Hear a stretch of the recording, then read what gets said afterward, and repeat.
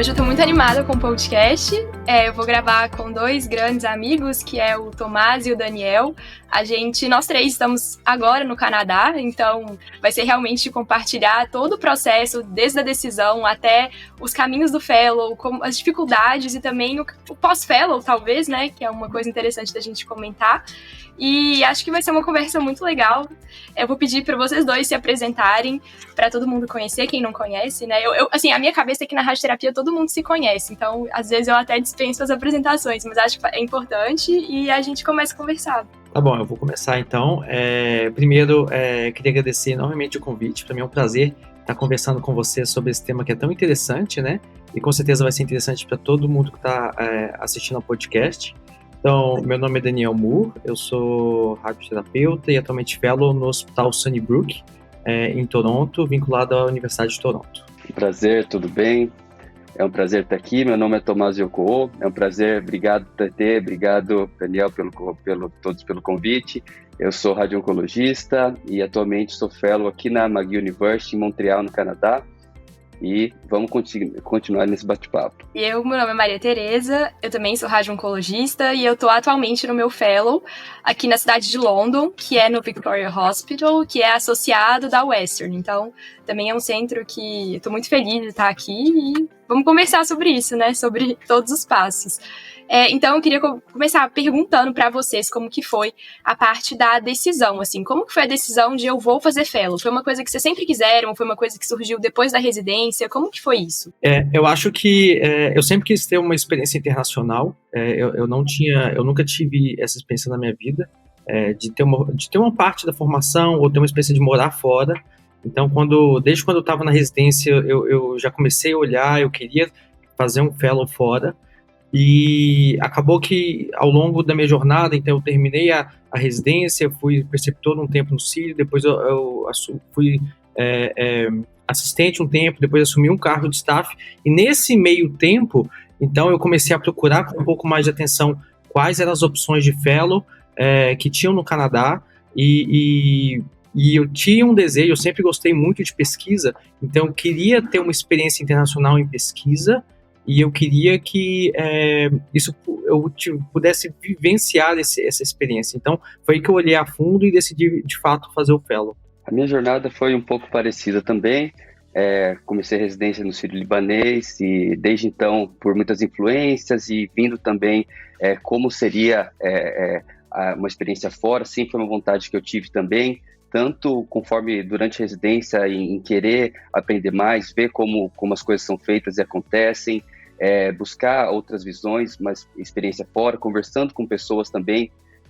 Isso é a importância de ter excelentes amigos e mentores, exemplos, vendo pessoas que estavam fora e compartilhando experiência. Então, esse desejo foi algo muito importante. Eu acho que vendo experiências, começou cada dia mais, foi me dando aquela vontade de aprender, de ver coisas novas, de ver outras visões em outros países, e foi assim que comecei a pensar mais profundamente, principalmente ali no começo da R1, aquela fase de encantamento, e depois, conforme o tempo vai passando, comecei a ver vagas de maneira mais ativas, aplicando, perguntando quais seriam os passos, e esse desejo também eu sempre tive, né, de morar fora, de ter novas experiências, e foi assim o trajeto, né, também buscando principalmente grandes centros, né, onde pesquisa é realizada, e esse sentimento de sempre crescer, de sempre melhorar, de sempre aprender. Eu acho que esse foi o principal motivo de buscar esse novo caminho, esse passo a mais na nossa formação. Então, terminando a residência, eu fui para Brasília, onde fui assistente por 2 anos, e nesse período fui aplicando para as vagas até que deu certo. O meu caso também foi bem parecido, assim. Eu sempre soube que eu queria ir desde o R1 de radioterapia, e por incrível que pareça, eu comecei a realmente mandar algumas cartas no meu R2, então foi até meio precoce. Hoje eu vejo isso, né, porque foram vários nãos que eu recebi, e nãos muito categóricos, então eu acho que eu poderia ter esperado estar um pouco mais madura na profissão para ter começado realmente a aplicar, mas eu acho que isso, de certa forma, também foi um aprendizado, né, do que eu realmente precisaria. Então, quando eu decidi, agora eu quero ir de qualquer jeito, eu levei muito a sério todo o processo. Então, desde as cartas de recomendação, que o Daniel também me ajudou muito, o Tomás ajudou, o Maurício, então todo mundo compartilhando, né, o Fábio também, e de certa forma, assim, eu levei isso muito a sério e falei, agora eu quero ir de qualquer jeito. Então, acho que todos os nãos que eu levei desde o R2 me mostraram que é um processo que, se você quer realmente ir, quer aplicar, tem que ser levado muito a sério, e não é só, vou aplicar ali, se der, deu. Isso aí não vai dar, tipo, já vou te adiantando que você vai só perder o seu tempo, né? Então, foi realmente esse desejo desde essa época, e assim, eu ficava muito focada em ir para os Estados Unidos. Eu nunca tinha considerado o Canadá como uma possibilidade. Eu preciso fazer o STEP, eu preciso aplicar para os Estados Unidos, e aí os fellows no Canadá, eles aparecem, né, assim, de certa forma, como uma oportunidade muito boa, porque eles têm alguns pré-requisitos, claro, só que você consegue ir sem revalidar o seu diploma completamente, e são centros de pesquisa e centros de excelência com realmente respeito global, né? Então, assim, são os melhores centros do mundo. Então, acabou que deu certo, estamos aqui agora, né, nós três, mas eu acho que é isso, a decisão é o primeiro passo para tudo que vai acontecer depois disso. Então, tem que ter esse foco para procurar as melhores oportunidades e se submeter ao processo, que não é fácil. Então, eu queria saber de vocês, assim, onde vocês procuraram essas oportunidades? Foi site, foi alguém que indicou, foi uma mensagem que alguém enviou? Como que foi isso? Onde que a gente encontra bons serviços? Onde que vocês, assim, percebem isso? Quais são os requisitos, duração? Como que foi para vocês esse processo de quero ir e agora? Eu acho que, apesar... Você tocou num ponto, né? Durante a residência eu já pensava em ir, mas às vezes a gente vai procurar e pensa muito nos Estados Unidos, tem a questão dos steps, e a gente deixa o Canadá um pouco de lado, a gente não procura tanto. E também, quando eu de fato fui procurar saber sobre o fellow e ir mais a fundo, eu vi que, na verdade, a gente tem muito mais oportunidades existem mais oportunidades que, na verdade, a gente achava no começo, né? Então, eu tive um contato muito próximo com o Fábio Moraes, que foi, na época, que eu conversei diretamente com ele me falou das opções no Canadá, e aí a gente começou a estreitar os laços, e eu comecei a fundo a procurar, de fato, quais eram as opções, e aí, quando eu mirei vir aqui para o Canadá, então, na época eu apliquei apenas para a Universidade de Toronto, que é na Universidade de Toronto são muitas vagas, acho que são 25 vagas de fellow por ano, e é muito bem estruturado. Então, quando você aplica, você entra no site, todas as informações que tem estão lá, tem um deadline específico de aplicação, existem os documentos desse site, então é um processo de aplicação que ele é muito fácil para quem está de fora, porque ele é muito claro e objetivo. Tem até a data tal para você aplicar para o ano seguinte, normalmente é um ano de antecedência. Então, aplica-se até julho, para o julho do ano, para você começar no julho do ano seguinte. Então, essa facilidade de informações no site foi o que me levou a aplicar especificamente para a Universidade de Toronto, enquanto que em outros lugares, talvez você não tenha nem conhecimento, você entra no site, não fala nada no site, ou então um processo que você tem que mandar um e-mail para alguém para ir descobrir, e nem sempre a pessoa te responde. Então, quando o processo ele é um pouco mais, não é tão claro, isso dificulta para quem está de fora, quem está do Brasil, saber que de fato existe e como que você faz para você chegar até lá. Então, eu fiz uma aplicação direto pelo site da Universidade de Toronto, e foi daí que as coisas aconteceram para mim. Primeiro eu apliquei, como você falou, apliquei em dezembro é uma época que dificilmente abre vaga, então nessa época eu não fui aceito, aí eu falei, vou aplicar de novo em julho. E quando eu apliquei em julho, que é quando tem um pool de vagas e quando tem mais oportunidades, e aí foi quando eu fui aceito pro ano seguinte. Então demonstra também que a gente precisa se programar com antecedência, não é um negócio que eu vou aplicar pro fellow esse mês e daqui 3 meses eu tô começando o fellow. É uma programação de pelo menos um ano e meio de antecedência, né? Questão que o Daniel estava comentando, realmente, como é claro, a gente às vezes no começo pensa que como começar sem informação, mas se você define, se você tem esse desejo, começa a procurar, tem a informação muito bem disponível.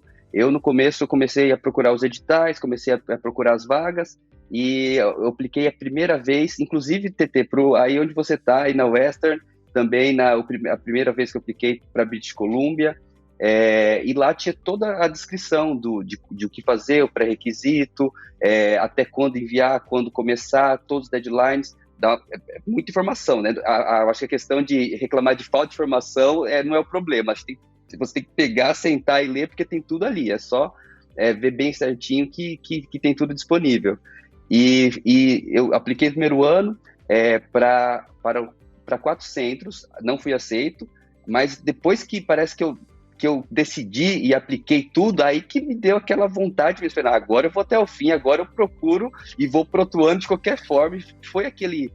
Parece que aumentando aquela vontade, você também sentir que não é um sonho, que é algo que é palpável, que você realmente tem chance. E às vezes receber ou não, eu acho que foi bom para mim, porque eu falei, opa, só de receber ou não? Opa, então dá para receber o sim, só de ter uma resposta, não, ainda as mensagens, assim, os e-mails bem educados, depois você aplica, não, mas pro próximo ano será um prazer. Eu falei, opa, aquele e-mail automático, você assim, 6 pessoas para você, automático, sabe? Super simpático, né? Aí no... Exato. Não, esse e-mail automático é para mim. Aí no segundo ano, que eu já estava no segundo ano de assistência, pós-residência, aí já estava tudo muito bem pensado, até sobre os lugares, definir melhor onde aplicar. Apliquei para vários locais, e foi quando eu apliquei para McGill também. Por grande influência aqui, é um lugar que a gente tem grande influência do Brasil, né? O Dr. Suhami, Dr. Fábio Cury, Dr. Sérgio Faria, que também é algo que motiva, mas apliquei para todo, onde desse eu ia. Foram 2 oportunidades e eu decidi vir para cá, e está sendo uma experiência muito legal. Mas para deixar o recado para quem está assistindo, o importante é decidir, querer e tentar. Uma hora dá tudo certo, e a gente vai readequando e aprendendo. Sim. E acho que assim, uma coisa que eu descobri aqui, depois que eu vim, né, tem o site canadense, o Caro, que ele coloca todas as informações de fellow também centralizadas do Canadá.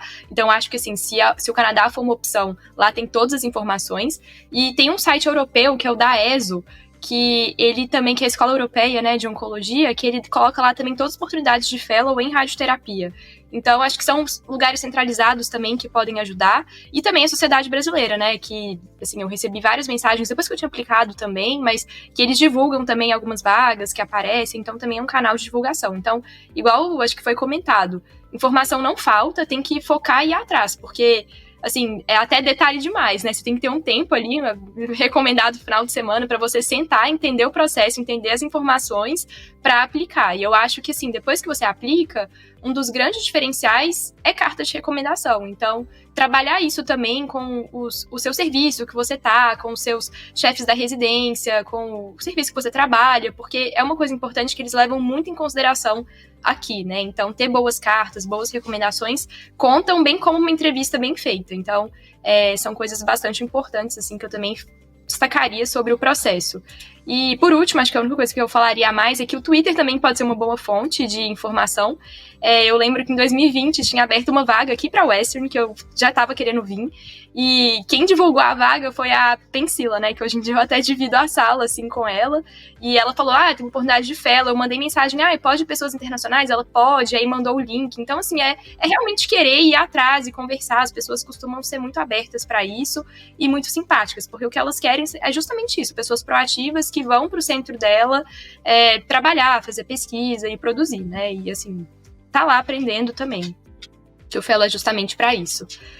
Então, acho que assim, da decisão em si, acho que a gente cobriu bem. Vocês adicionariam alguma coisa a mais? Eu falaria assim que, então, o que acontece? Quando eu tô aqui há 2 anos e meio, então quando eu estava no meu segundo ano de fellow, a gente tem aqui, pelo menos na Universidade de Londres, a gente divide que alguns fellows, eles se tornam co-chief fellows. Um chief fellow tem uma responsabilidade um pouco a mais, de ajudar com a organização, etc. E um dos papéis que eles pediram, que na época me ofereceram, foi a opção de participar do processo seletivo para os fellows do ano seguinte.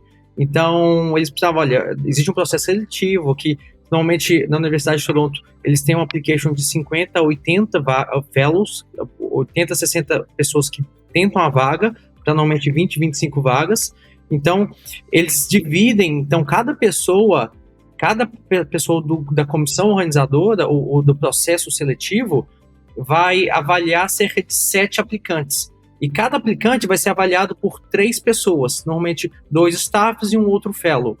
Então, o que acontece? Eles me deram uma pasta em que eu tive que um arquivo do Excel que eu tive que ranquear cada pessoa que eu avaliava o application. Então, existem uns critérios específicos que eles olham. Então, ao participar do processo seletivo, eu vi que o tanto que é importante ter uma boa carta de intenção. Então, você vai escrever uma carta em que você vai falar, você vai se vender, vai falar assim, olha, eu estou aplicando para essa vaga, eu quero isso, eu sou essa pessoa, as minhas características são essas. Você tem que uma página e meia para você se vender, falar assim, olha, eu sou um excelente candidato e eu quero que você me selecione no processo seletivo.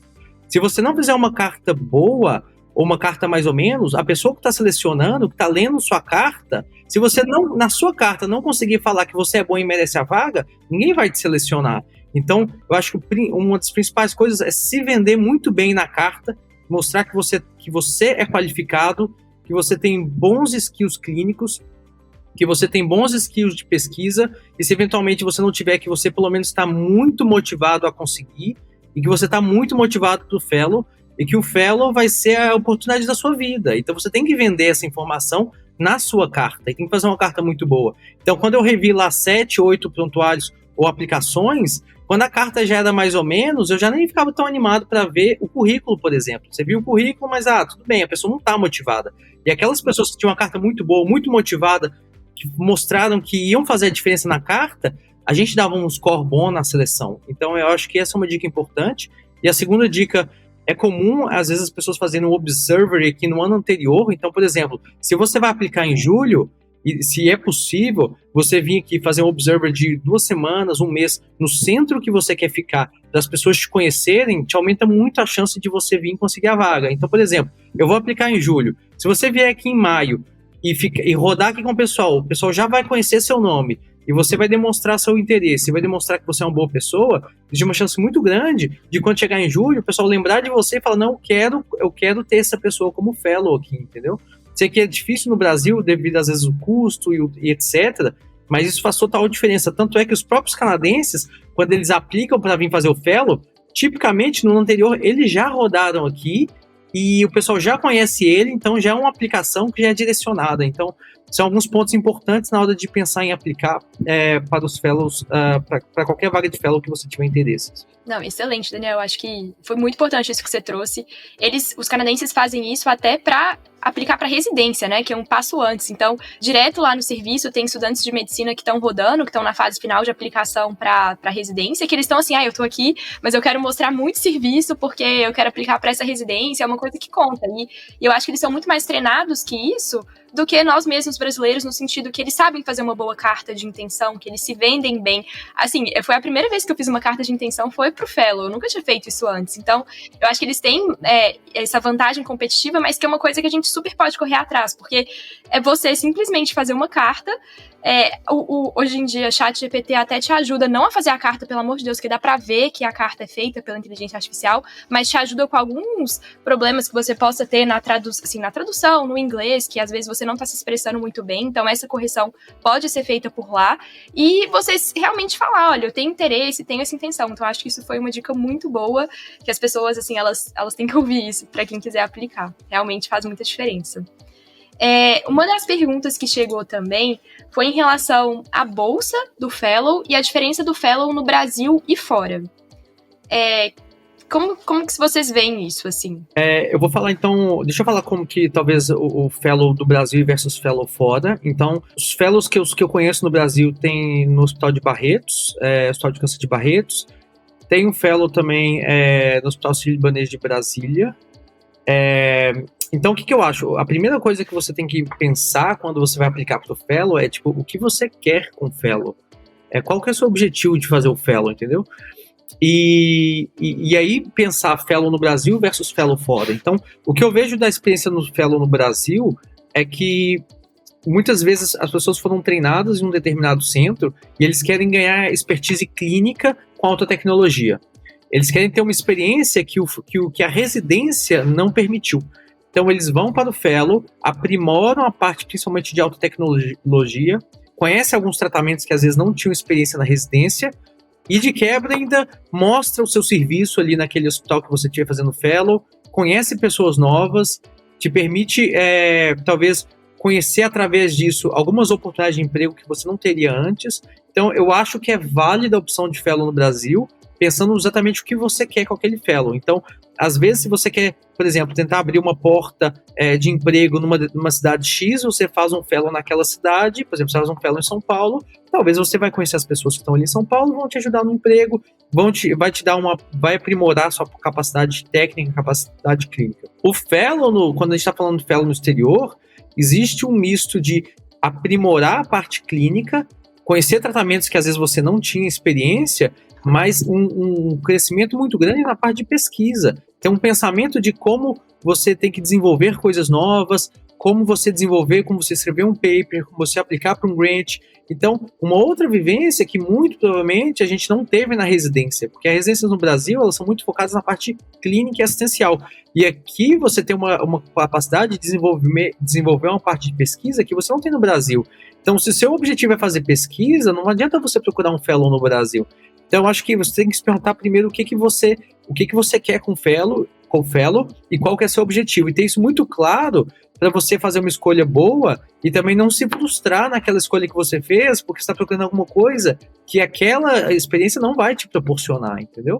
E aí, quando a gente fala de bolsa, eu acho que a bolsa aqui no Canadá é basicamente o dinheiro que você ganha para você se manter, para você viver, e vai sobrar um pouco de dinheiro ali para você sair, para você viajar aqui e ali, mas não é uma situação financeira que vai sobrar muito dinheiro para você fazer o que você quiser. Então, é o suficiente para você viver de um modo econômico e sobrar um pouco de dinheiro ali, etc., para você fazer alguma parte social, um entretenimento.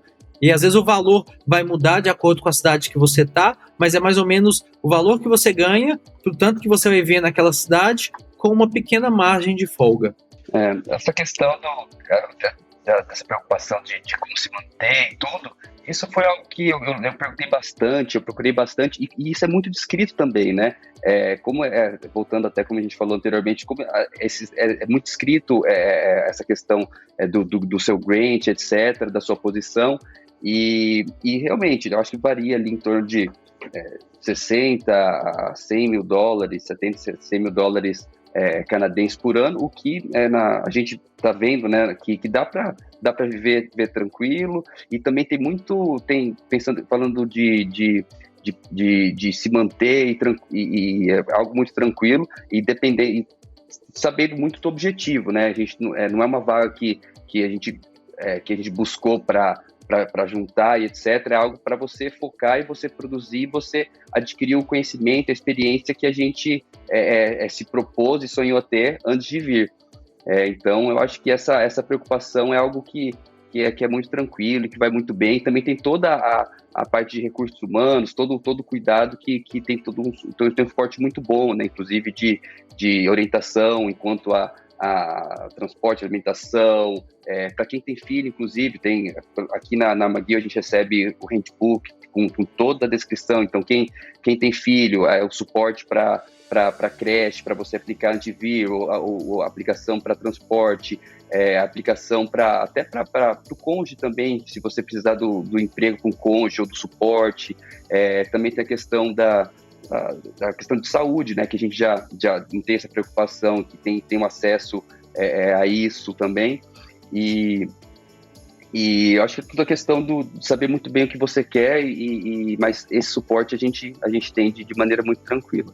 Sim, eu acho que o ideal de falar de bolsa do fellow é que a bolsa dá para viver confortável. Você não vai precisar, talvez, tirar dinheiro do Brasil, do que você poupou, tipo, isso aqui dá para viver, mas não dá realmente para ficar fazendo nada além disso, assim, o dinheiro não sobra. Poderia colocar dessa forma. O dinheiro que você recebe é o dinheiro que você gasta. Tipo, se você fizer a conversão, né? Eu falo, nossa, eu tenho uma bolsa aqui que se eu converter em reais é mais do que eu ganhava no Brasil. Só que o custo de vida também é mais alto. Então, o aluguel é mais alto, o supermercado é caro, a academia é caro, assim, tudo é caro. Então, querendo ou não, você acaba, o que você recebe, você gasta. Então, mas dá para viver e não precisa tirar de economias do Brasil para trazer para cá. Acho que isso é um ponto importante também, que muita gente quer saber, né? Que foi uma das perguntas que chegou. Só vou adicionar aqui, Tete, que talvez só é importante, no primeiro momento, trazer dinheiro do Brasil e ter uma boa reserva no Brasil. Porque vir para o Canadá no primeiro mês é muito dinheiro que gasta.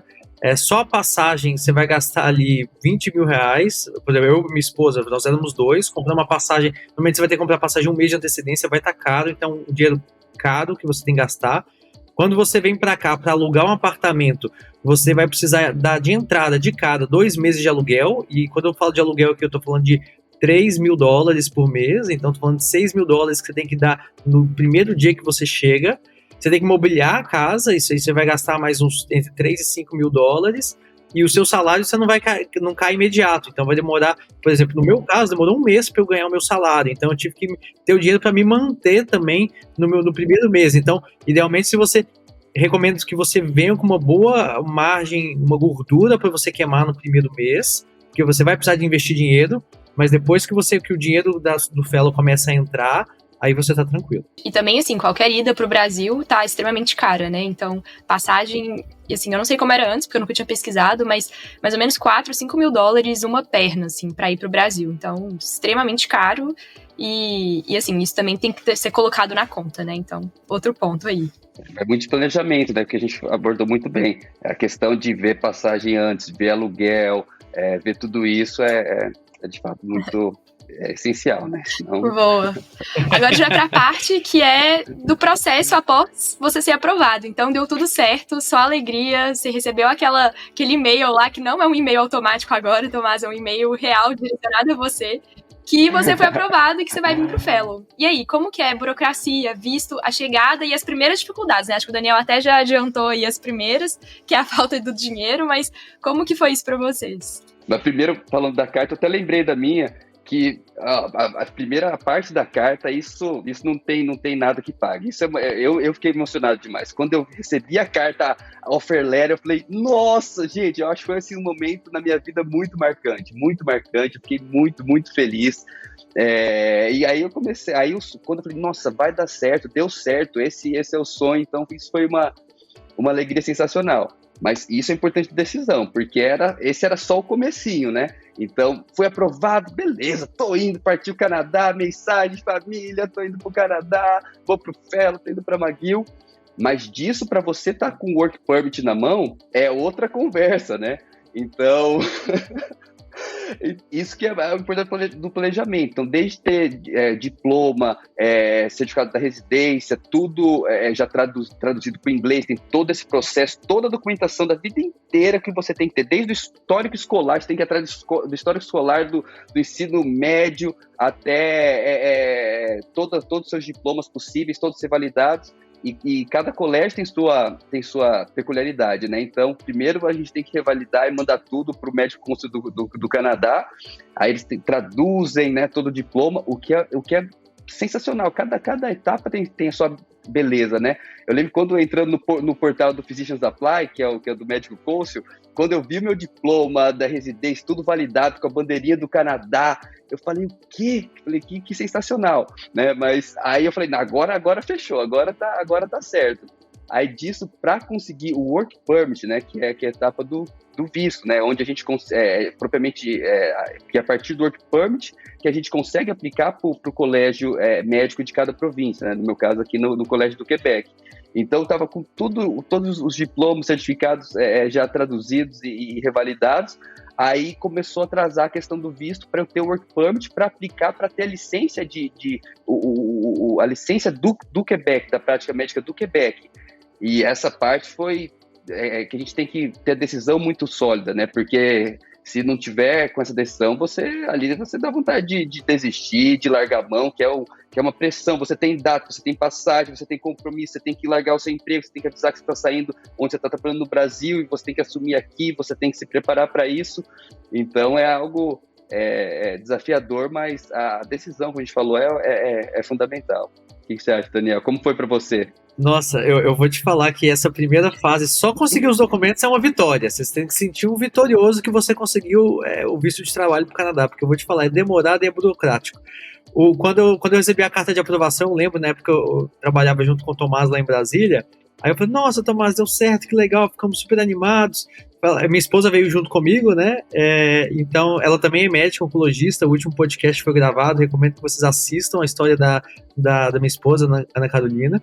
Mas nós fizemos um projeto de casal. Então, eu fui aprovado. Falei, Carol, fui aprovado, deu certo. Na época ela estava aplicando também, o dela não tinha sido aprovado ainda, eu fui aprovado, tipo, em dezembro, e o dela foi aprovado, tipo, fevereiro. Quando nós dois fomos aprovados, eu falei, nossa, que maravilha, agora tá resolvido.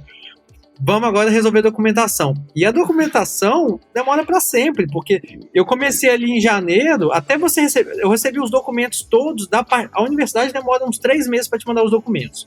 Na hora que manda o documento ali em fevereiro, e eu tinha que começar o fellow em julho, você demora 3 meses para juntar todos os documentos, tem que traduzir um tanto de coisa, gasta dinheiro para traduzir, e aí você tem que aplicar num site, que é o site de imigração canadense, que é o IRCC, e assim, você mesmo coloca os documentos lá, e aí é super complicado, você coloca o documento errado. Na época eu estava aplicando junto com um amigo meu, e aí eu e ele conversando, o que você colocou nisso aqui, nessa pergunta? Aí eu coloquei isso e tal. Acabou que no final das contas eu respondi uma pergunta errada, me jogou pro visto errado, e aí eu tive que refazer, e aí perdendo tempo, e no final das contas meu fellow começava em julho.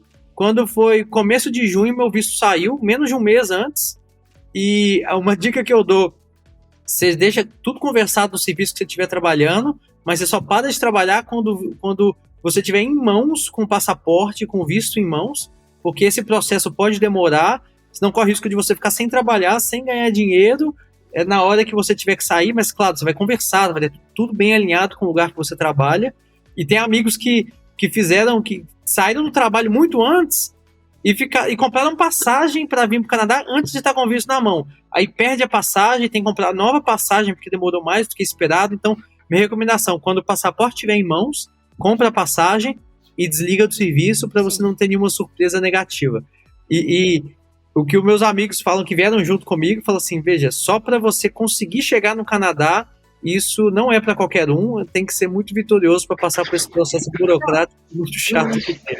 E é tão assim que eu queria ter feito na época um vídeo só para gravar como é que é o processo de aplicação, porque se qualquer pessoa precisasse fazer, eu já teria isso, assiste esse vídeo que vai te ajudar, porque é um processo um pouco burocrático. Eu incomodei muito, Daniel. Eu ficava assim, Daniel, desculpa, tô mandando outra mensagem, porque, pelo amor de Deus.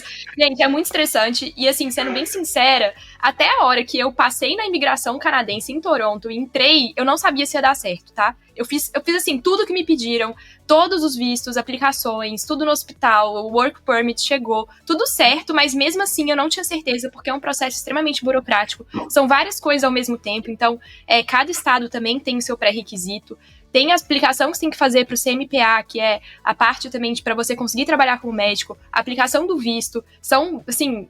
Gente, é muita coisa, é muito burocrático, mas assim, o único jeito de fazer mesmo, de entender o processo é fazendo, não tem jeito, mas é muito trabalho, são muitas horas. Eu ficava assim, não acredito, tô gastando 2 horas por dia com isso, às vezes mais, e durante muitos meses, né? Então, sem contar todo o processo que você precisa revalidar, como eles comentaram, dos documentos, a tradução, né, que tem que ser também toda certificada com alguém que é do Canadá para colocar o carimbo, então é muito complicado.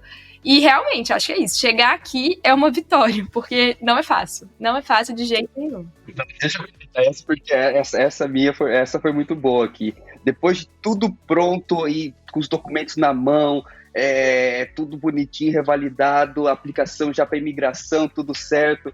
Aí eu também, naquela luta, né? Todo mundo estava conversando, né? Eu falava que minha profissão no momento era site de imigração e documentação. E eu lembro que acompanhando ali a aplicação, fiz para minha esposa também para vir junto, ela não é médica, e aí o visto, isso foi um negócio que o visto dela saiu antes do que o meu, e sendo que a aplicação dela, eu não abri no site da imigração uma aplicação para ela veio pelo nosso vínculo, no caso da pessoa veio pelo meu vínculo. Então eu apliquei tudo certo, aí e não chegava, e eu querendo, ansioso, né, para começar logo e tudo, e o Daniel me falava muito na época, segura, só sai quando tiver tudo pronto, mas tá tudo aprovado, tudo verdinho, só com visto na mão. Saiu da minha esposa, o meu demorou 2 meses depois do dela. Isso foi algo assim, eu acho que quase 2 meses, 1 mês e meio. E isso foi muito importante, né, de conversar no serviço, explicar a situação, né, que às vezes você tem esses contratempos que é uma questão, ainda mais pós-pandemia, a gente teve muito recado disso, mudou muito o processo também, algumas coisas mudaram, tiveram alguns atrasos, Então, a dica que eu daria é ter a decisão e ter muita tranquilidade. Não é o momento de você pensar em jogar tudo para cima e nem desesperar, é só fazer tudo certinho, ter paciência, acreditar que E eu ainda trouxe meu cachorro pra cá, né? Então teve toda essa documentação separada, que foi um outro estresse que, assim, eu não recomendo. Tô brincando, assim, foi ótimo ter trazido, mas foi muita documentação também, é outro estresse. Mas chegamos, né? Estamos aqui e agora vamos entrar na parte do fellow propriamente dito, né? Quais, assim, para vocês chegaram, primeiro mês de fellow, quais foram os desafios, as principais, assim, dificuldades, as diferenças culturais, como que era a rotina, e agora também, né? Como que foi, assim, primeiro no início e depois vamos falar de agora. Tá, são boas perguntas. Deixa eu só voltar um pouquinho e falar que quando... Assim, acho que todos nós aqui viemos em casal, né? Então, sempre quando a gente vem sempre fica atento nesse application, no processo, porque quando vem com casal ainda pode demorar um pouco mais. E são tantas etapas, então não se apavorem, não façam reserva de nenhuma casa no Airbnb antes de chegarem aqui. Façam bem na época certa, porque contratempos podem acontecer. E a outra coisa é que as pessoas aqui estão acostumadas que pode atrasar mesmo, entendeu? É muito comum um fellow que tá vindo de fora atrasar. Eu teve um amigo que era para ter começado comigo em julho, ele chegou em março do ano seguinte, e tá tudo bem, as pessoas entendem. Então não fique apavorado, olha, eu vou chegar, nossa, meu visto tá atrasado, o pessoal vai ficar bravo comigo. É comunicação, isso não depende de você. Fala assim, ó, eu fiz o application lá na imigração, eles estão atrasando, a culpa não é minha e tá tudo bem, entendeu? Então é só ter diálogo com as pessoas daqui, e vocês não precisam ficar sentindo culpados de algo que o problema não é de vocês e não tem nada a ver com vocês, entendeu? Então muita tranquilidade nesse processo também. E só uma coisa que pode adicionar também, que você citou, né? O Tomás, a da esposa dele, da Tabata, ficou pronto antes do dele. O meu foi o contrário, o Heitor ficou pronto muito depois do meu. Ele só entrou junto comigo porque ele entrou com o passaporte americano dele, que ele nasceu nos Estados Unidos. Então, assim, se não fosse por isso, ele não teria vindo.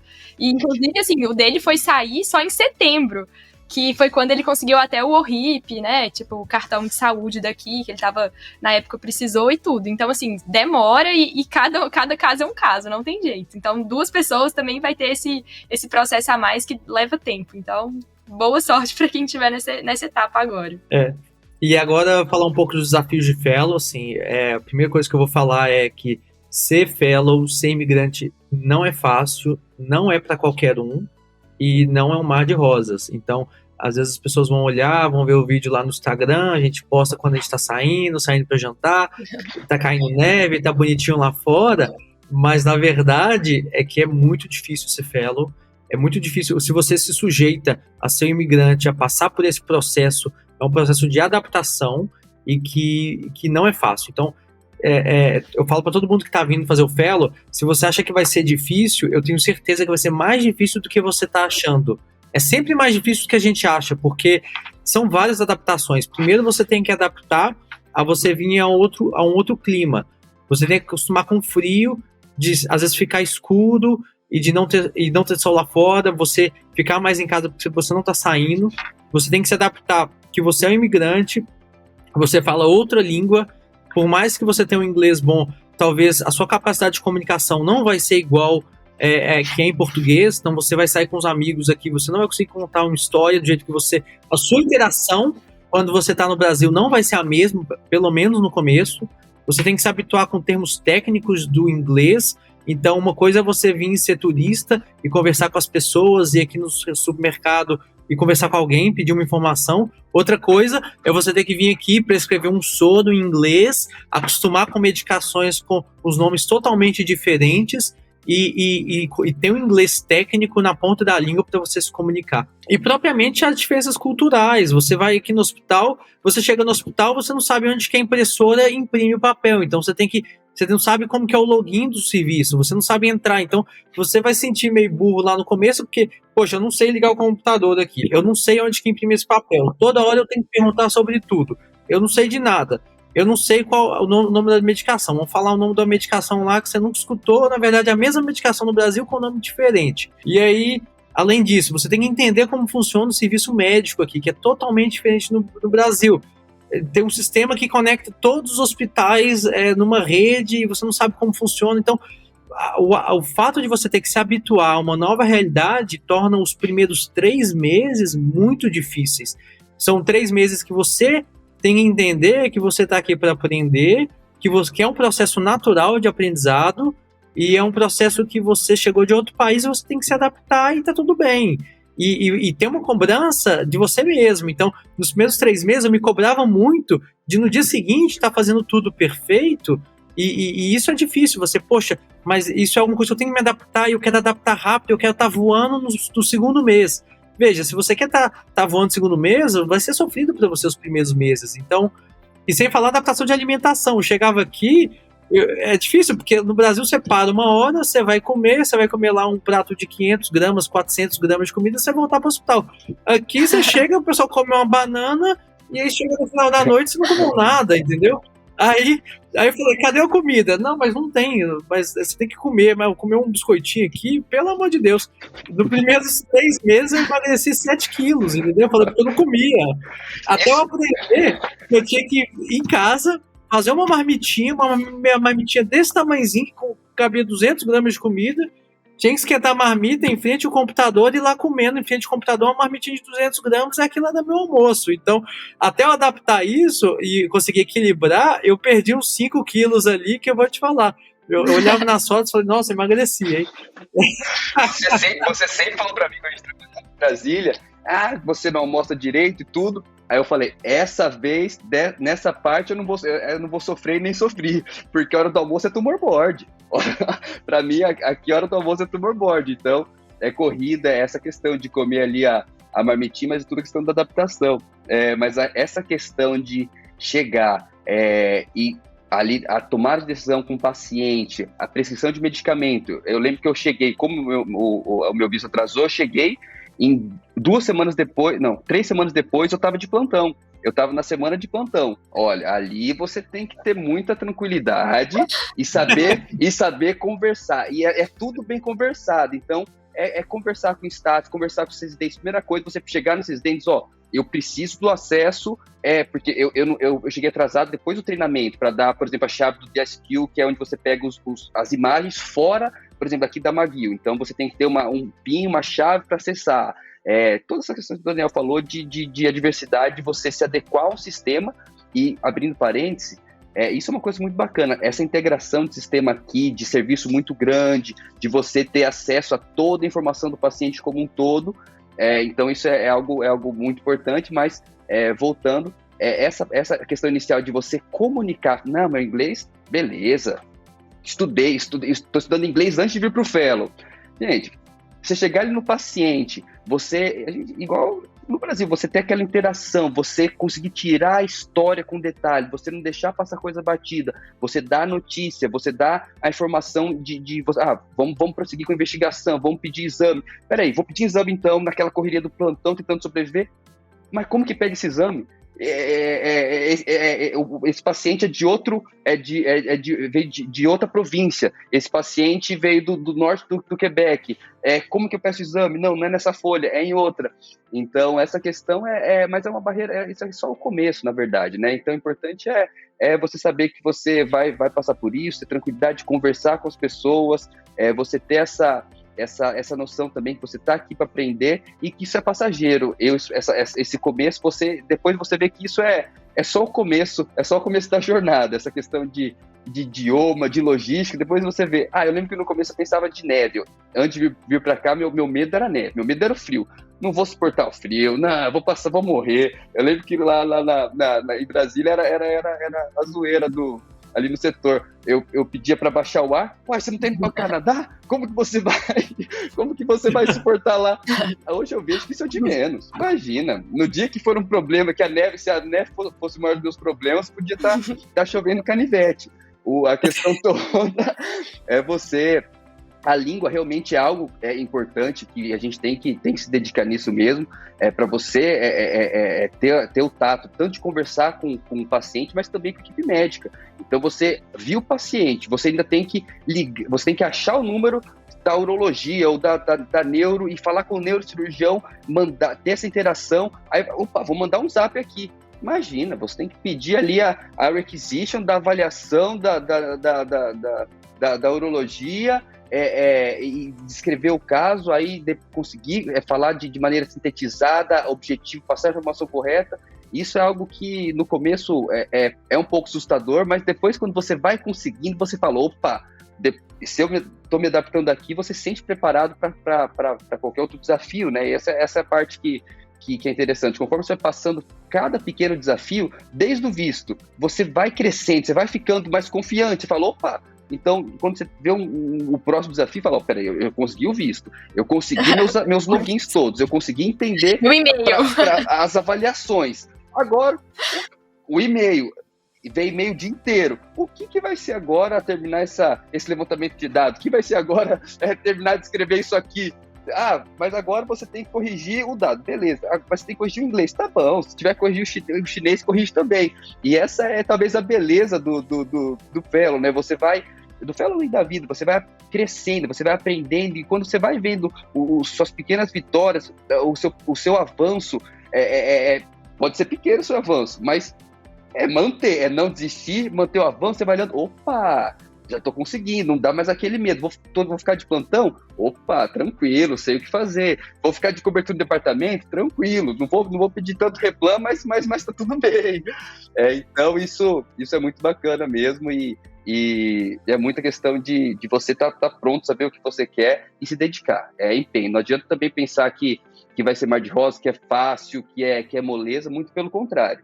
Mas tem que dedicar muito em todos os aspectos, desde de estudar e pensar em ciência, até de passar consulta, fazer a nota certa, escrever o inglês certinho, fazer todas as requisições, todas as demandas para não deixar ponto sem nó.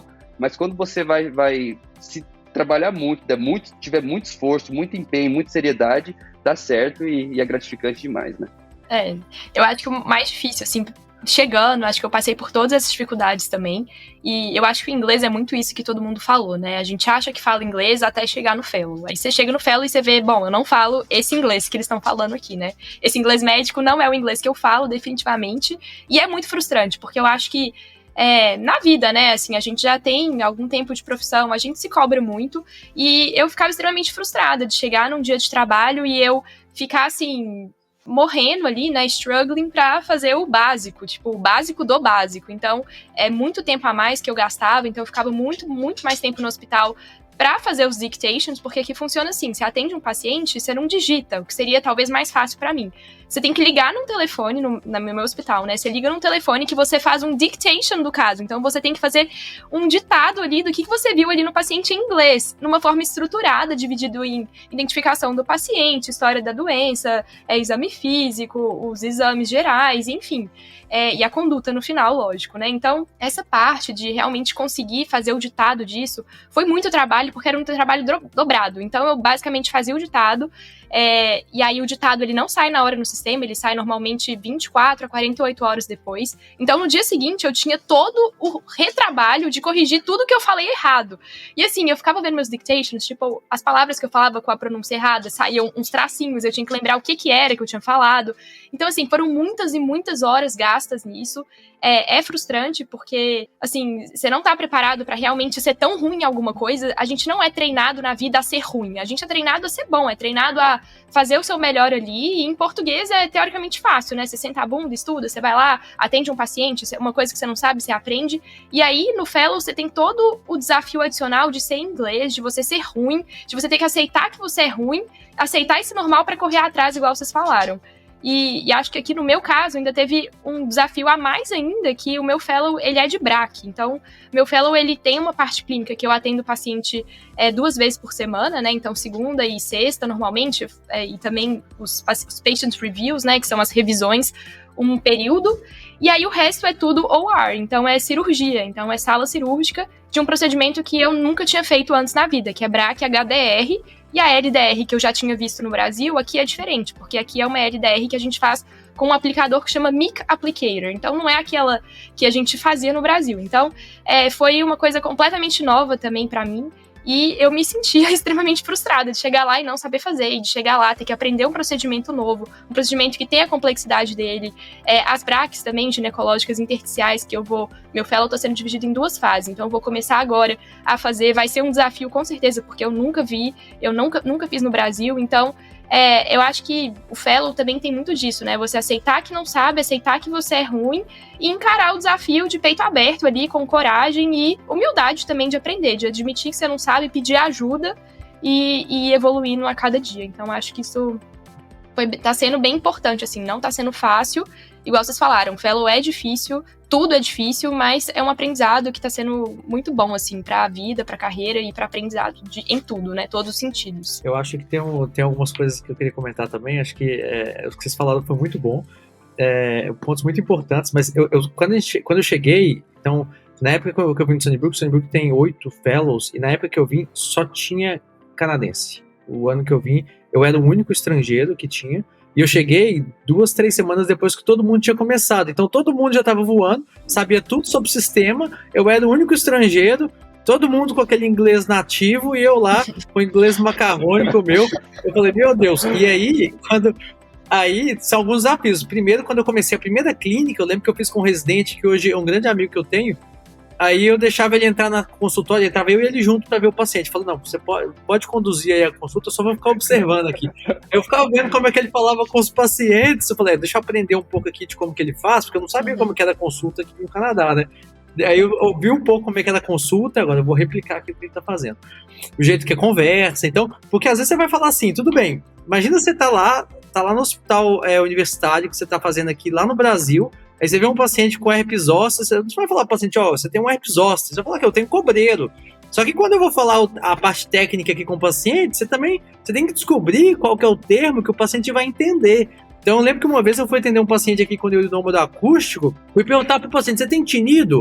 Aí o meu chefe falou, tipo, o paciente não vai entender o que você tá falando com ele. Tem que perguntar se ele tem um buzzing.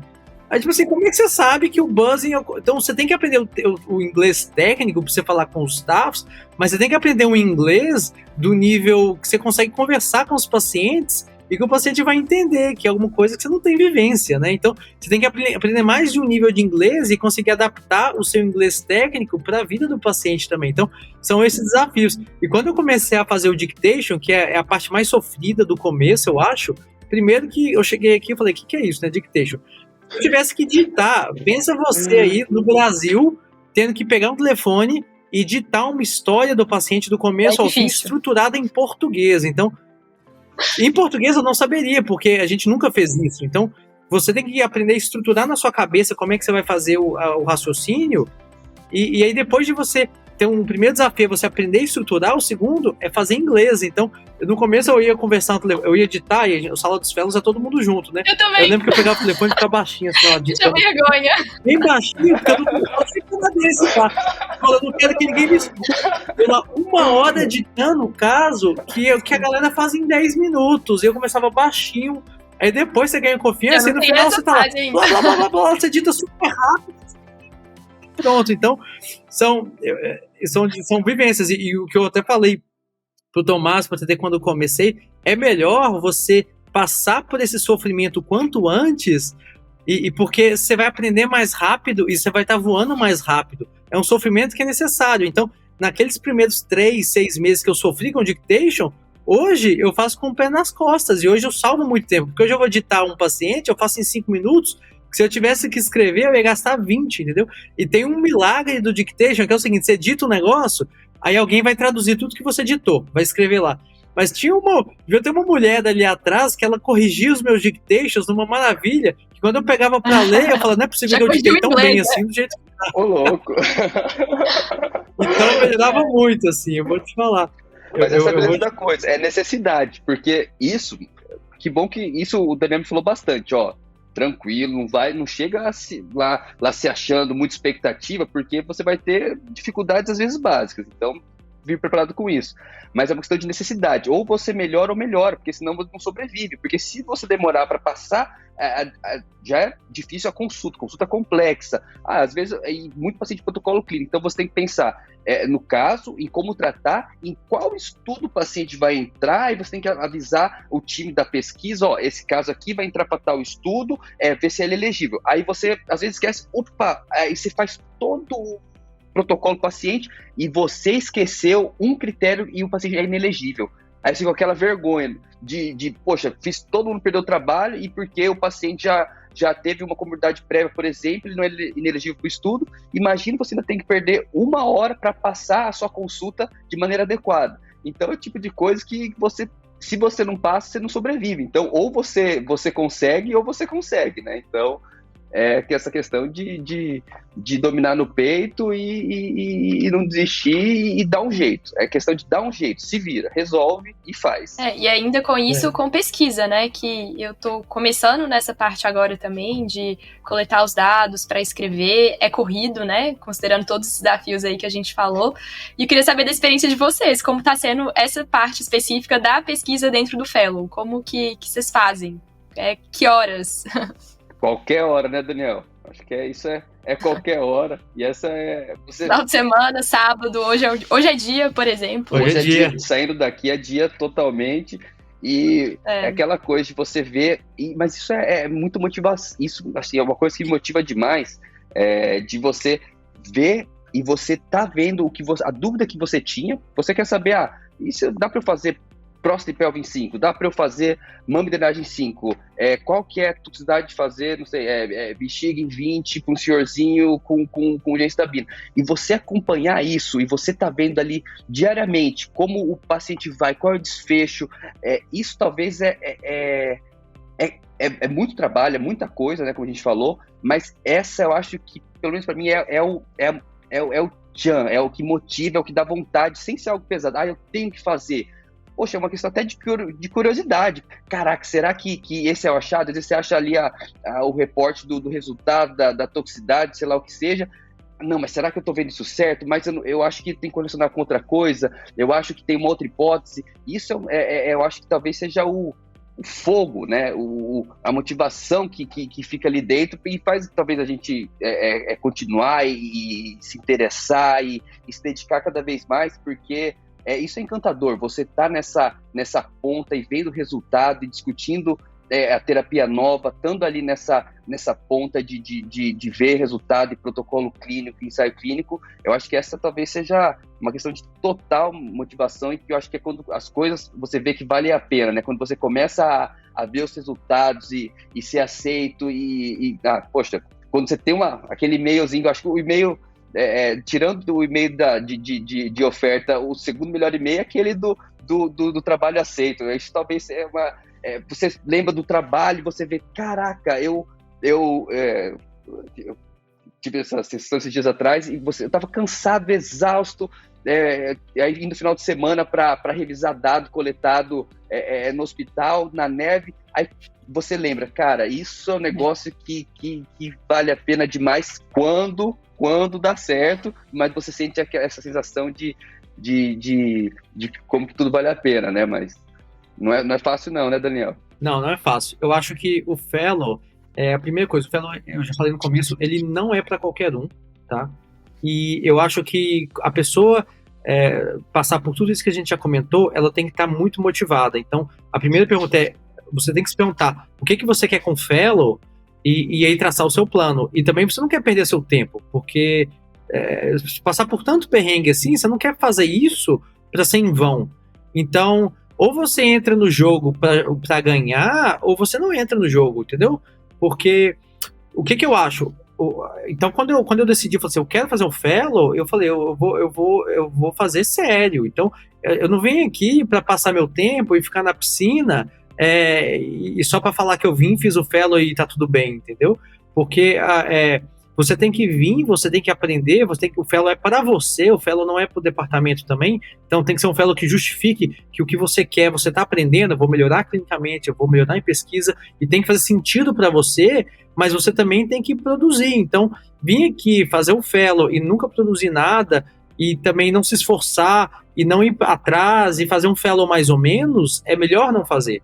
Então, se você vem de cabeça, entenda que é uma dedicação intensa. Então, meu fellow, eu vou te falar, eu era o primeiro a chegar no departamento e o último a sair todos os dias. Então, eu pego o shuttle aqui 7 horas da manhã, pego o shuttle para voltar 8 da noite e passo o dia inteiro no hospital. Com certeza, eu sempre fui o primeiro, passou mais de 2 anos e meio de fellow, eu sempre fui o primeiro a chegar, o último a sair, o dia inteiro lá focado, trabalhando, chego em casa à noite, vou jantar, etc, se bobear, às vezes fico no computador até meia-noite, 11 horas, terminando de resolver alguma coisa, e chego no final de semana, sexta-feira à noite vou sair para também ter um momento de equilíbrio emocional, né, para você também lembrar que você tem que viver também, mas chega sábado, vou pro computador, domingo vou pro computador, às vezes eu falo, não, beleza, eu vou trabalhar sábado, mas domingo eu vou sair, ou então, esse final de semana eu vou trabalhar o final de semana inteiro, mas no final de semana seguinte eu vou pegar e vou curtir. Então você tem que estabelecer o que você quer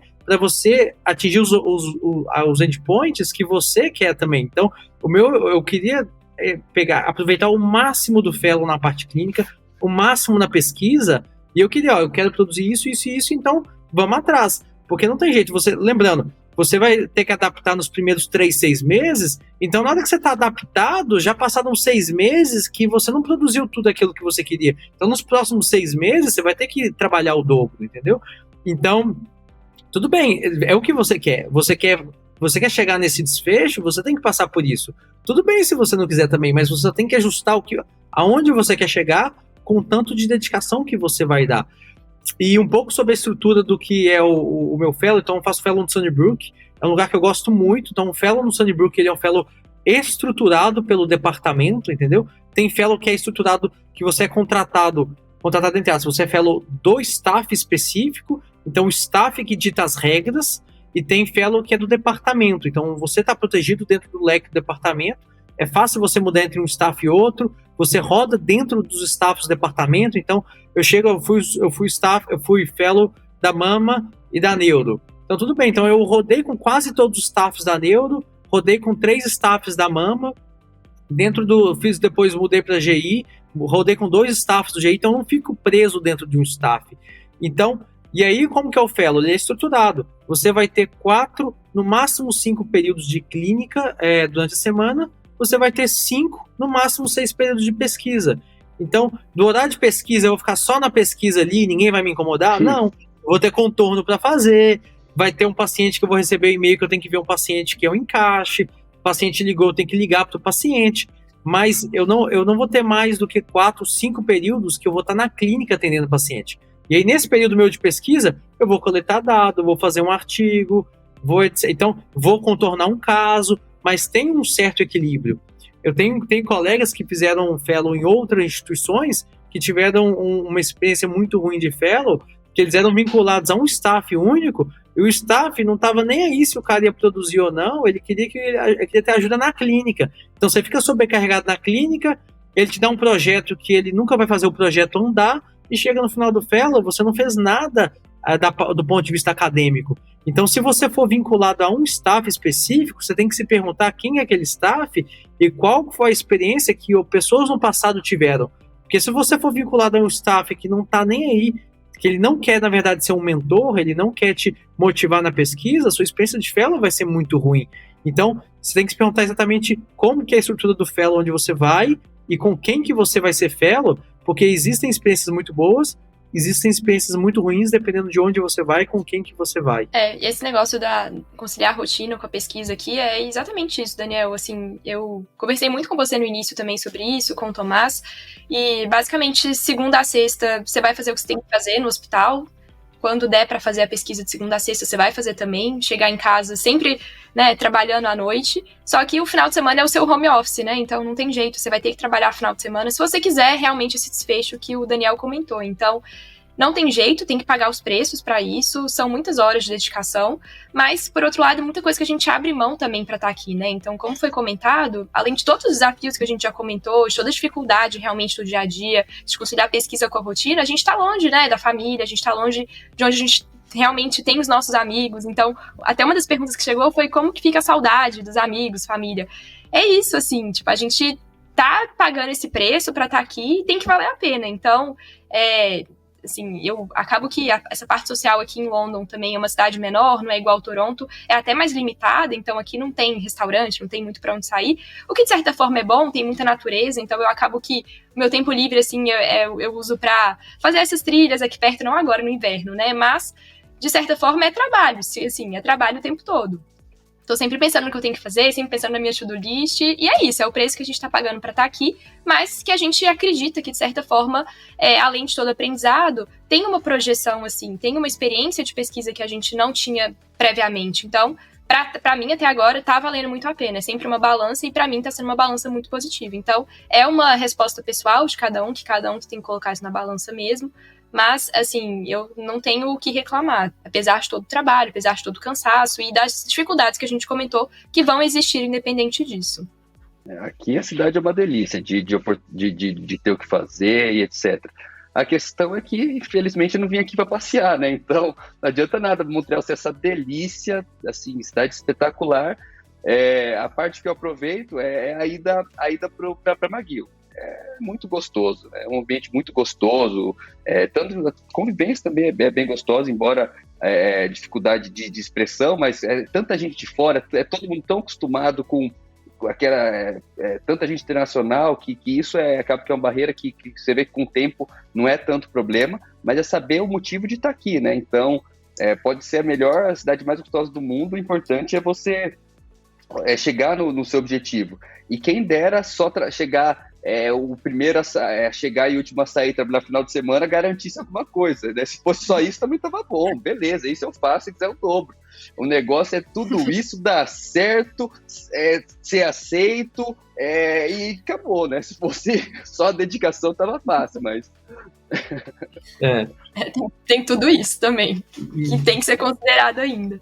O ponto, tipo assim, a gente pega, dedica, mas a gente tem que viver uma vida que a gente tá feliz, entendeu? Então, é saber que, apesar que a gente tá trabalhando, tem as dificuldades, etc, a gente, poxa, eu ralo muito, etc, mas que você gosta da vida do jeito que tá. Porque não adianta você fazer isso e ficar infeliz, porque você não vai aguentar muito tempo, entendeu?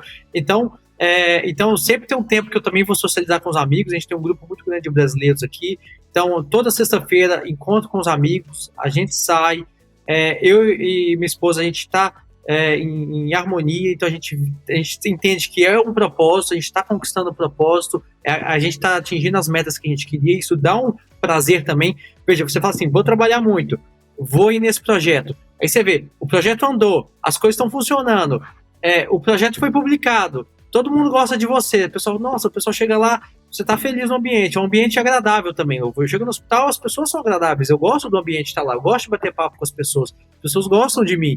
Todo mundo chega no final do dia, nossa, a gente gosta de você vai muito bom, etc. Então, é gratificante também você ter um feedback, e eles são muito bons no feedback, você ter um feedback positivo, e essas são as coisas e as coisas que você conquista que dão gás para você manter, e sempre ter a sanidade mental junto. Então, fazer o seu ciclo de amizades, que a gente tem um grupo de amigos que um suporta o outro, e a gente vive num ambiente, você tem que viver num ambiente saudável também para você conseguir levar isso para frente. Uma coisa que eu aprendi muito aqui, isso no começo também, a questão de organização e você ter exemplo, né? Isso é importante, você ter mentor, e até um dos motivos de vir para cá, e você conseguir, peraí, como que eles conseguem fazer? Como conseguem ver tudo isso de paciente, liberar tudo isso de caso, revisar reunião, tumor board e publicar o tanto de artigo e ter toda essa entrega. É muita questão de organização, como a questão de departamento organizado, organização pessoal, você conseguir, embora seja muito volume, conseguir separar os momentos e quando sentar para fazer, você conseguir render e com equilíbrio, né? Essa coisa também de vir à noite e tal, isso é muita questão de você, às vezes, não conseguir fazer um trabalho a longo prazo. Não pode ser uma projeção, uma ideia de curto prazo. Vou chegar agora e vou resolver, tudo tem que fazer em um mês. Isso pode até ser que vocês consigam, mas para mim é muito mais. Eu ando aprendendo muito essa questão de você fazer um projeto para você fazer em 1, 2 meses, do que você querer fazer em uma semana, que não é o que você consegue manter. E o fluxo, e aí muitas vezes a gente pensa, eu quero fazer a oportunidade de ver esse dado, de publicar isso e aquilo. Você tem muita oportunidade do que fazer, do que produzir, mas a questão é você saber selecionar muito bem e como você vai entregar e de que maneira você vai conseguir desenvolver de maneira que você consiga cumprir sua obrigação clínica, cumprir sua meta científica também, sem perder a questão do convívio. Isso também é uma coisa que aqui tem essa mentalidade de você ter o convívio. Então, no começo eu estava muito assim, caveira, e o pessoal falava, não, você não viu lá no e-mail, você não tem que responder que vai ter hoje um jantar de confraternização, disso, daquilo. Eu falei, não, eu tenho muita coisa para fazer, não é possível, mas... E isso eu fui vendo, falei, não, isso é muito importante, né, para você também discutir experiência. Aí eu lembro que um dia eu fui no jantar desse, eu não estava contrariado de ter ido, mas tinha que ir, e foi muito bom de você discutir as dificuldades, que por mim eu ia ter ficado em casa tentando resolver meu Excel lá, e quando você conversa, você vê que o Cofelo, que às vezes até o staff tá nessa, o pessoal tá ali também tem esse problema, e você ouve essa experiência, né, e você compartilha, não, faz de tal forma, faz dessa, conversa lá com tal pessoa, com tal estatístico, para ver se ele te dá uma luz. Isso, essa socialização é muito importante, e tem que ser uma socialização obrigatória, porque isso, assim que a gente resolve muitos problemas às vezes, não é só aquela coisa para você se sentir bem, mas às vezes é nesse momento que você abre a cabeça, que você acha soluções, né? E agora, para a última parte mesmo da nossa conversa aqui, acho que a gente cobriu bastante coisa. Inclusive, se tiverem mais coisas, podem ir completando também. Mas da vida após o Fellow. O que vai ser essa vida pós-Fellow? De vocês. Daniel, começa porque a minha vida pós-Fellow no momento é mais um ano de Fellow, então... Ainda tá muito longe, né? Eu acho que isso tem a ver com o propósito. De novo, você tem que sempre se perguntar o que você quer com o Fellow.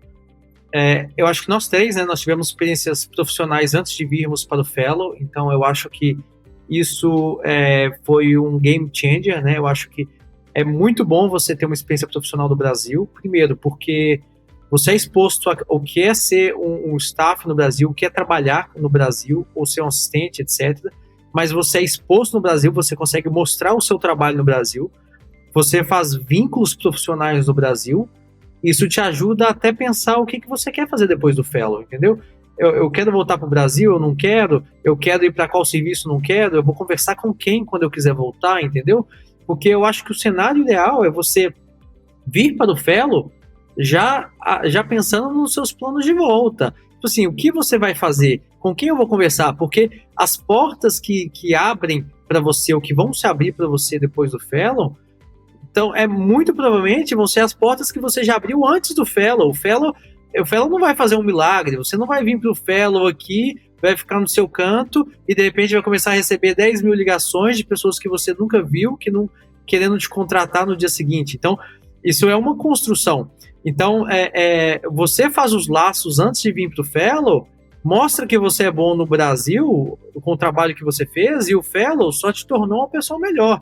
Te tornou uma pessoa melhor clinicamente, cientificamente, e te tornou uma pessoa melhor como pessoa mesmo, entendeu? Porque a pessoa que eu vou voltar, que eu vou me tornar quando eu acabar o Fellow, é uma pessoa muito melhor do que a pessoa que veio, com muito mais experiências de vida, entendeu?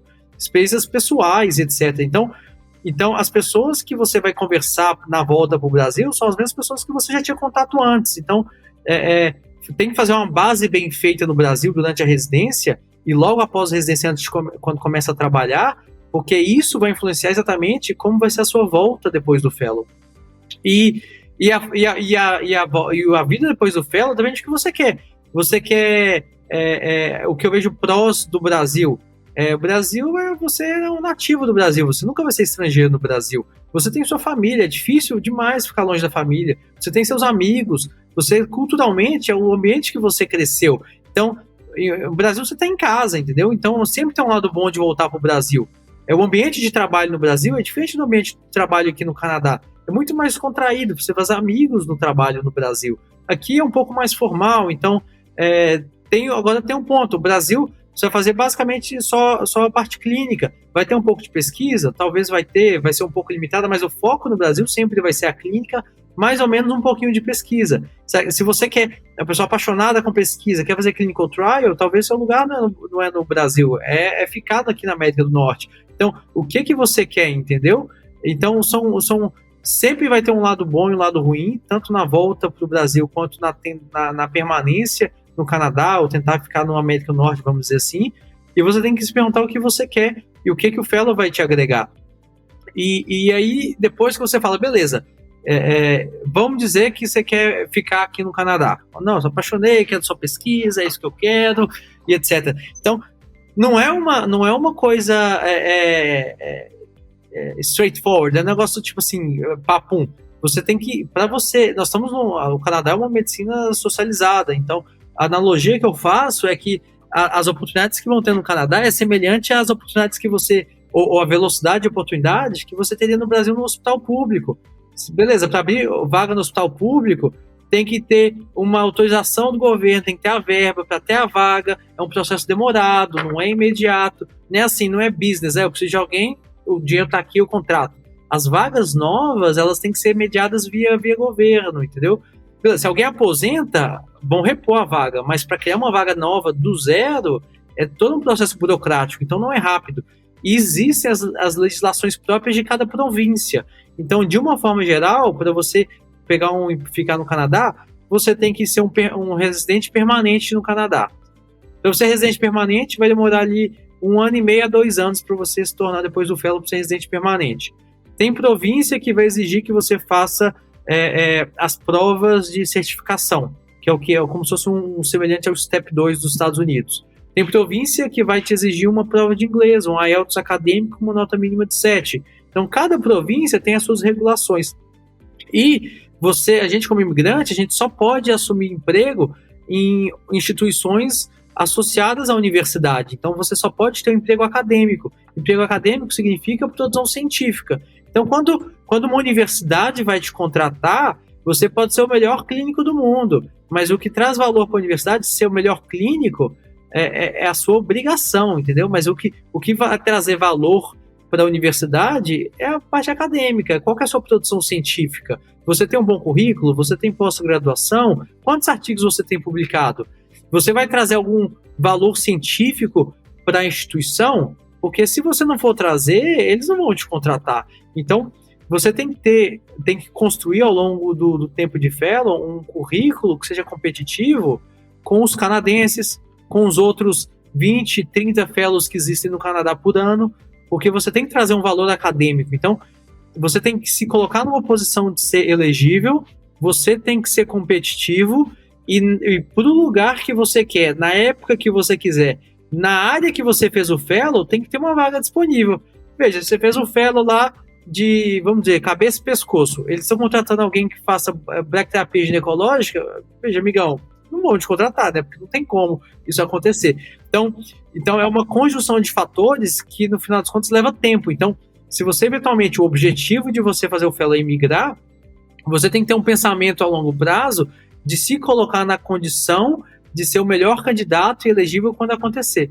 Aí você fala, não, tudo bem, eu quero ir para os Estados Unidos. Então, existem os critérios próprios dos Estados Unidos. Você também tem que fazer os steps. Então, a opção de ficar não é uma opção simples, mas ela exige uma programação pessoal que, na hora que o seu objetivo é migrar mesmo, eu acho que isso você tem que considerar ao longo da sua jornada do fellow, e é um processo longo, se você eventualmente pensar por isso.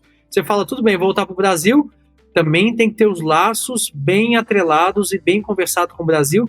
Não é assim, vou acabar o fellow, mês que vem, e aí, pessoal, onde que eu vou voltar? Então, isso é a conversa, ela tem que ser bem costurada ao longo do tempo que você está aqui também. Com certeza. Eu acho que essa parte do pós-fellow, além de todo o planejamento, tem que encaixar nos planos de vida pessoais, né? Da sua família também, da sua esposa, seu esposo, o seu marido, né, no caso, e mulher, enfim, tem todo esse processo que demora, tem toda a questão das vagas, tem um pouco de sorte, mas tem muito também do seu preparo, do seu currículo e do quanto você vai atrás. Então, são vários caminhos que podem se apresentar na sua frente, e não necessariamente o caminho que você veio com ele na cabeça é o caminho que ele se manteve ao longo da jornada do Fellow. Então, eu sempre tive muita certeza, vou fazer 1 ano de Fellow e vou voltar para o Brasil. Então, esse foi o meu plano, que eu saí do Brasil com ele.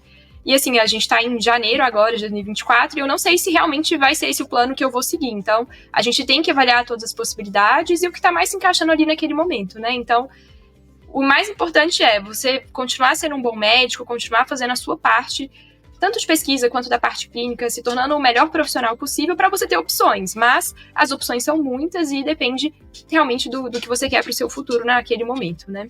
Exatamente, a gente está preparado, né? Então a gente tem que mirar as oportunidades, mirar o nosso sonho, mas também está construindo. Então, fazendo a parte de estar construindo e também está sempre fazendo a conexão para manter os vínculos e lembrando que a vida também é muito dinâmica. Então, conforme você vai aprimorando, vai aprendendo, novas portas, novos caminhos vão se abrindo e você vai também entendendo o que você quer, né? Então, muitas vezes você tem aquele anseio, eu quero produzir cientificamente, eu tenho essa necessidade, eu quero aprender a parte clínica, eu quero desenvolver minha parte clínica, eu quero aprender a fazer praquiterapia, eu quero aprender a fazer o tratamento com um ultraprofussionamento, eu quero me especializar em uro, em mama, em sei lá, o nicho que você quiser aplicar. Mas o importante é você saciar, aproveitar esse tempo e adquirir esse conhecimento que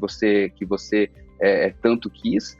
E depois, a partir desse momento, você avaliar a sua vida pessoal, o que vai te fazer feliz, se isso será algo que você queria para aprender ou se você queria isso como um estilo de vida, né, e se manter. Então, essa é a beleza da coisa. Você vai aprendendo, você vai aprendendo a parte técnica e a parte pessoal também vai ser desenvolvida, né, tanto de responsabilidades como você entender qual caminho melhor você quer trilhar. E sempre muito importante ter esse tipo de conversa, né? Como que isso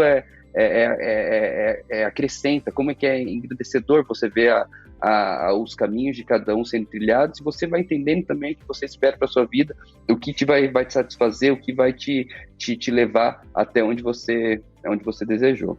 Sempre pensar onde você quer estar daqui 5 anos, né? E aí traçar os caminhos que são compatíveis com esse plano que a gente chama de curto, médio prazo, que é 5 anos. Então, o que vai acontecer antes disso pode não necessariamente ser onde você quer estar em 5 anos, mas tem que fazer sentido. Então, acho que essa programação e ter essa clareza é importante. E eu vou até adicionar um pouco sobre uma coisa que um tópico que é importante, é o tempo de fellow, né? Então, quando a gente tá fora, a gente fala, não, vou fazer 1 ano de fellow, mas a verdade é que 1 ano de fellow, ele voa. Quando você se dá conta que você tá adaptado, já tá acabando, entendeu?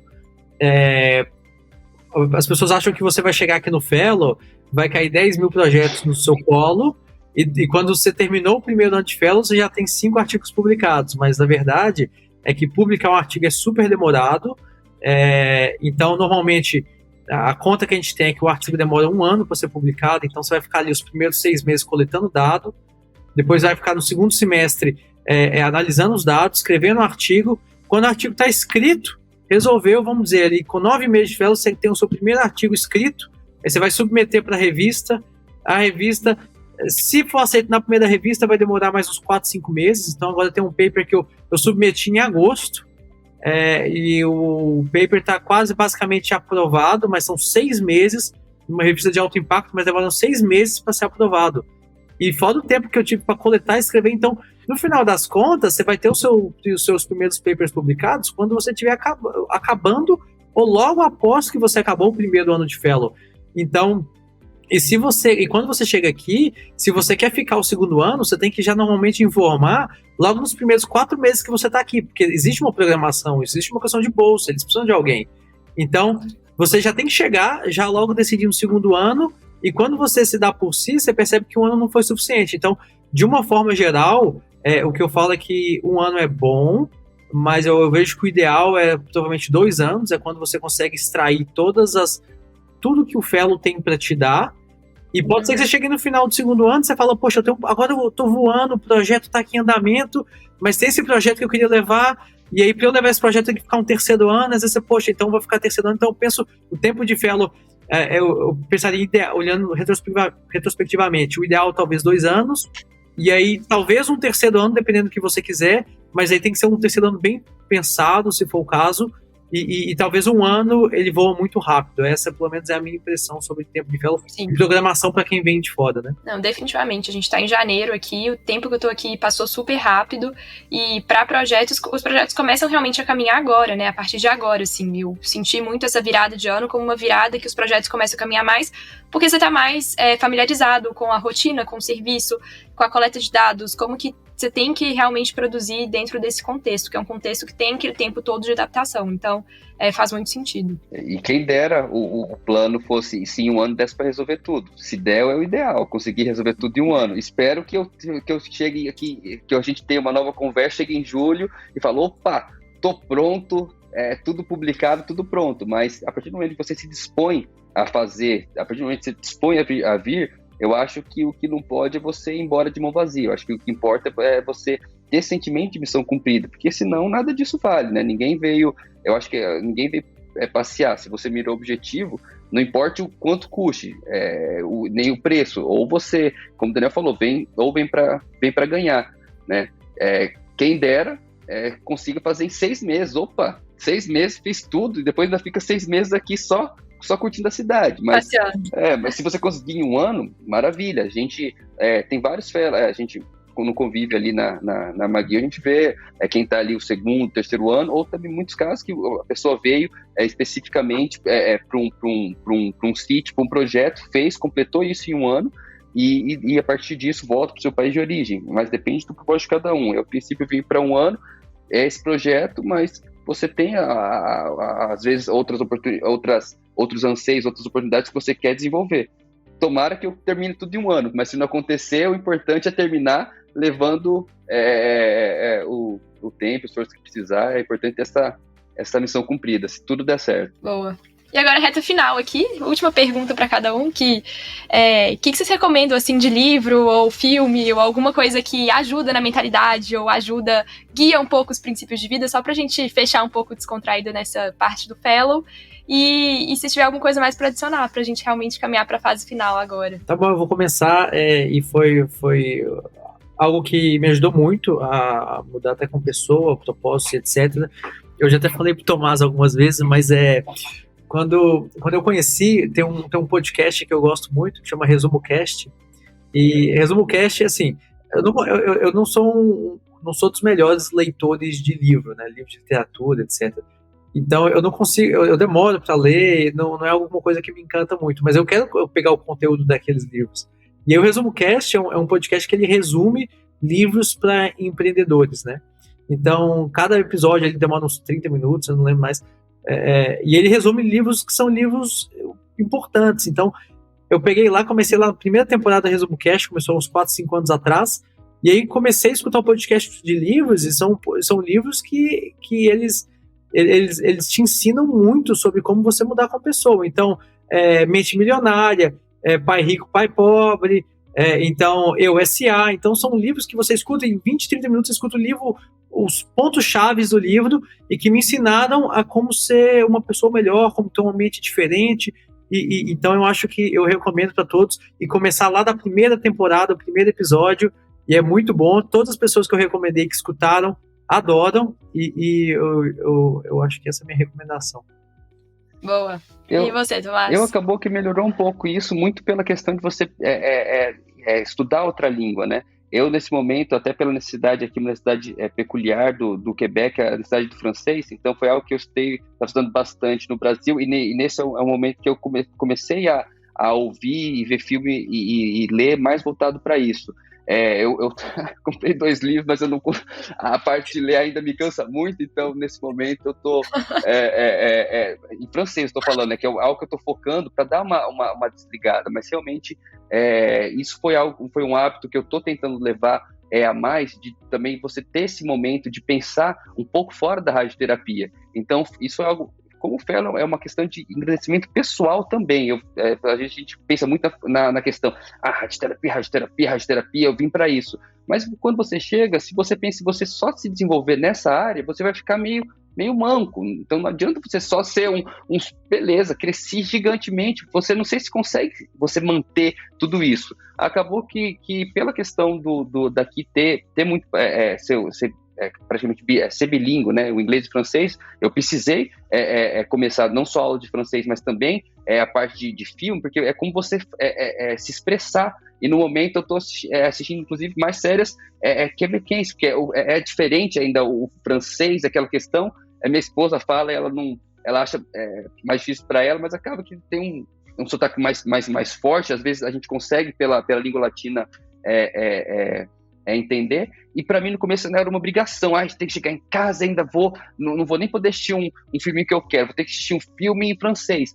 Mas no começo era uma obrigação, e depois você começa a aproveitar e ver que depois do filme você recupera a mente, tem esse momento de pensar em fora da radioterapia, e também é muito satisfatório. Você tem essa satisfação de desenvolver o idioma, o raciocínio, aprender a cultura local também, que isso que a gente está aqui também para um crescimento pessoal completo, né? Então, é isso que eu tenho para falar, que a gente tem que pensar holisticamente, como o crescimento em todas as áreas, né? Boa. Se eu for indicar, vou indicar o último que eu li também, que chama A Marca da Vitória, que é o do fundador da Nike. É um livro muito bom, eu gostei, que me surpreendeu positivamente, porque é um cara super humilde, assim, no sentido de...